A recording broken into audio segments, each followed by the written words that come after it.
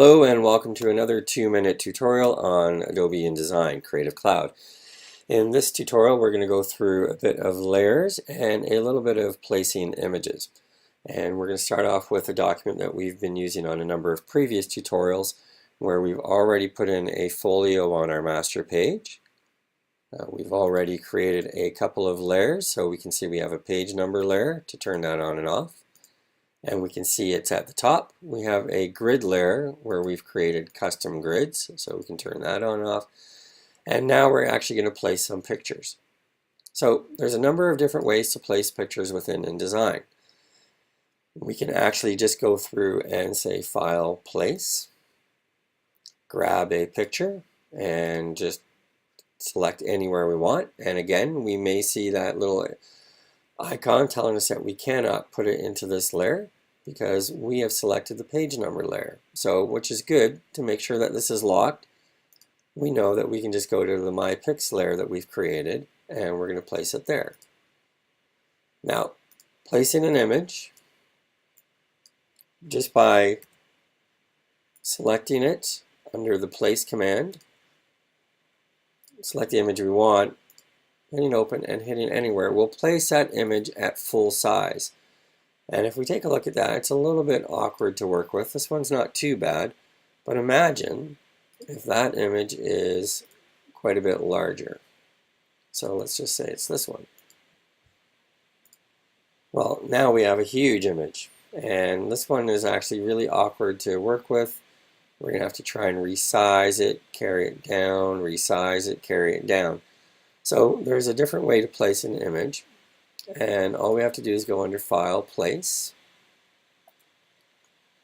select the image we want, so we're just going to use a large one, and instead of just clicking, click and hold and drag, and you can see that a rectangle will be made to keep it in proportion of the original image. So now when I let go, that image will be brought in at that size, which is pretty good. So we can say, okay, that's not bad, but we're not building this page, or we're not going to use this for our page now. We're going to use Candid.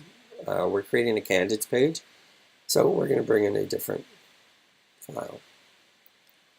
So let's bring in board. Let's bring in this one, a little bit of old-fashioned type.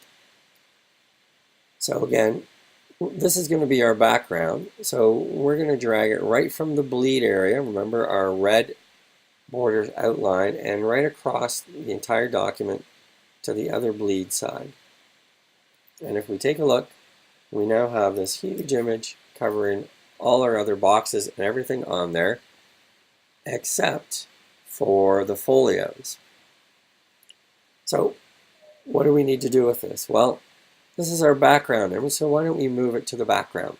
Right now it's on My Pics, so I'm just going to drag this and put it to my background, and immediately we can see all the picture boxes and all the grids that we had prior. Okay? So again, if we want to move something to a different layer, it's as easy as just selecting that image or that text box and dragging it down to that layer. Now, we have our background is done, and it's pretty dark. So what we want to do is actually lighten it. Well, this is a really nice little feature within InDesign. If we go to the right-hand side, we have a panel called Effects. And if we don't see it, we can actually go under the Window menu and pull down Effects.